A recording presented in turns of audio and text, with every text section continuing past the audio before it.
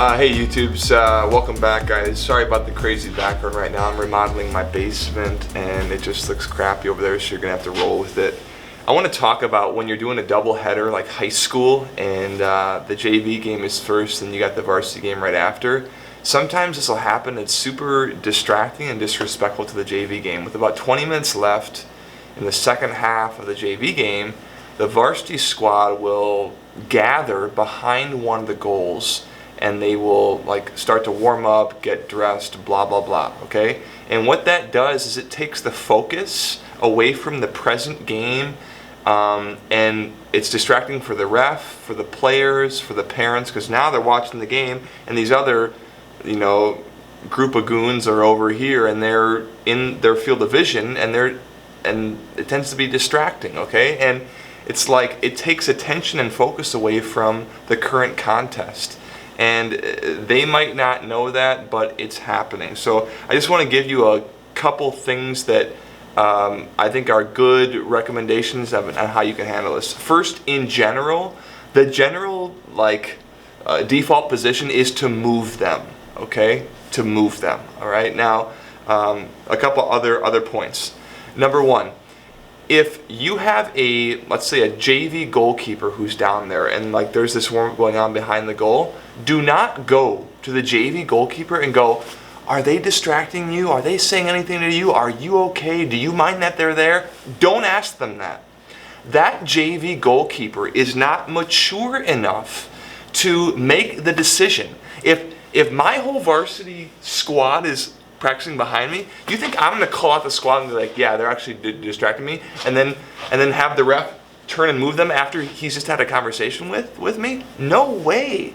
That kid is not mature enough to make that call. Don't go to the kid. Don't put that responsibility on the kid to make that call. You make that call.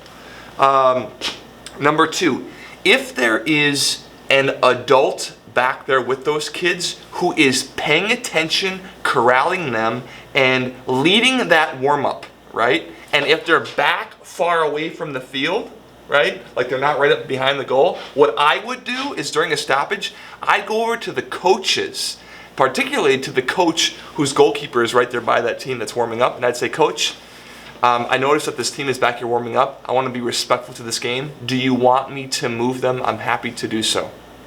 And then let the coach make the call. And the coach will applaud you and thank you that you care about the game and respecting those players and the fans and both the coaches, to be aware of that, to take care of that if he or she wants you to, okay? That's what you do if there is a coach present with a team that's back there and they're not obviously distracting. And finally, if there is no adult present, move them.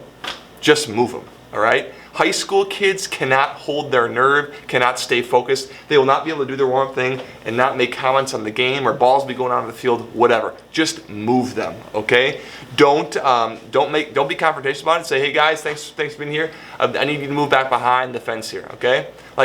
We do not live on a one soccer field sized island. There's plenty of spaces for them to go and warm up. And a lot of times the warm-up that they're doing is not even serious. They're lollygagging, they're listening to music on their phones, punching each other, kicking balls around. It's just like a gong show. And the real warm-up starts when the coach shows up and then leads the warm-up once the game gets over. So it's like they're getting dressed back there and doing all this other stuff. Just move them.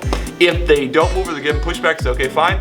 Then you say, we will not continue this game until you guys are back there. Done. And then you just stop the clock and wait. And they'll move real quick.